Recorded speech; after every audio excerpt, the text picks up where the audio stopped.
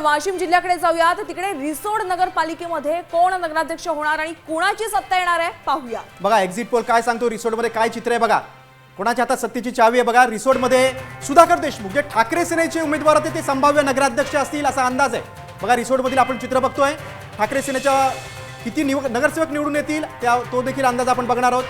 बघा रिसोडमधले चित्र बघताय, कुणाची सत्ता येणार तर भाजपचे 8 नगरसेवक निवडून येतील आणि संभाव्य सत्ता ही भाजपची असेल असा अंदाज आहे। नक्कीच। आणि याबाबत आमचे प्रतिनिधी रुपेश बाजद यांनी काय अंदाज वर्तवलेला आहे पाहूया। वाशिम जिल्ह्याची राजकीय राजधानी म्हणून ज्या शहराची ओळख आहे ते शहर म्हणजे रिसोड शहर। रिसोड शहर नगर परिषद मध्ये तिरंगी लढत होत असून महाविकास आघाडी, महायुती आणि वंचित बहुजन आघाडीचे फॅक्टर कितपत चालणार हे बघणं महत्त्वाचं ठरणार आहे।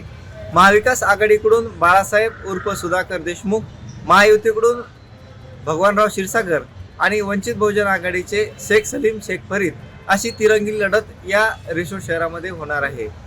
या ठिकाणी महायुतीच्या अनेक सभा देखील झालेल्या आहेत व तसेच महाविकास आघाडीचा प्रचार प्रत्यारोप आरोप प्रत्यारोप असा संपूर्ण घडामोडी या नगरपरिषदेच्या निवडणुकीमध्ये बघायला मिळाल्या असून शेवटी महाविकास आघाडीचे बाळासाहेब उर्फ सुधाकर देशमुख यांचा निसटता विजय होण्याची शक्यता वर्तवण्यात येत आहे।